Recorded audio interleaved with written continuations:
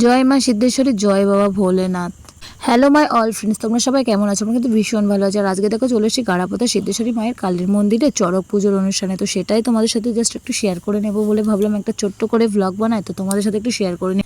আগে অনেকগুলোই খেলা হয়ে গেছে, যেরকম বটিতে লাফ মারা, কাদামাটি খেলা, আরও অনেক রকম খেলা ছিল, সেগুলো হয়ে গেছে। তো সেগুলোতে আমি অনেক লেট করে এসেছি বলে দেখতে পারিনি। তো আমি জাস্ট এই শুধুমাত্র চড়ক ঘোড়াটাই একটু দেখেছিলাম, সেটাই তোমাদের সাথে শেয়ার করে নিলাম। আগের খেলা আগুন খেলা ছিল, সেগুলো কিছুই আমি শেয়ার করতে পারলাম না, কারণ আমি দেখতে পাইনি বলে তোমাদের সাথে শেয়ার করতে পারলাম না। আর এদিকে আর দেখো চড়ক ঘোড়া এবার স্টার্ট হয়ে গেল।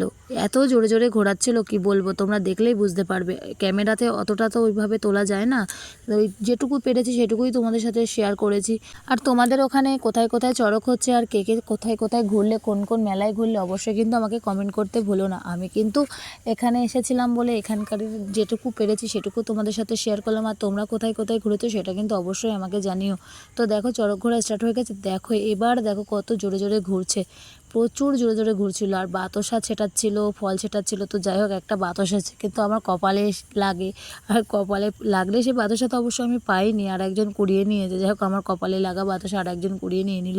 তো যাই হোক, ভীষণ পরিমাণে এরকম করে সবাই ঘুরছিল, তো ভীষণ ভালো লাগছিল দেখতে।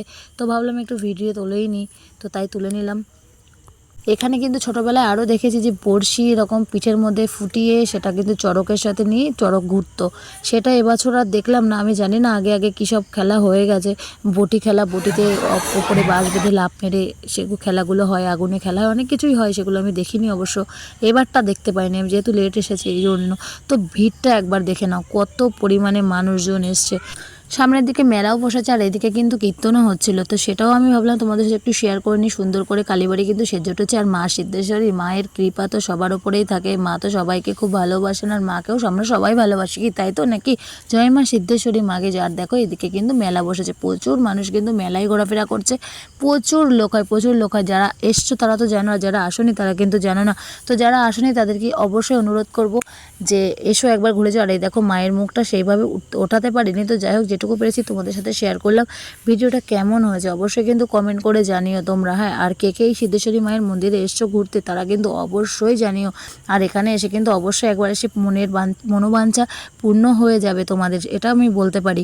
তো যাই হোক, কেমন হয়েছে ভিডিওটা অবশ্যই কিন্তু কমেন্ট করে জানিও।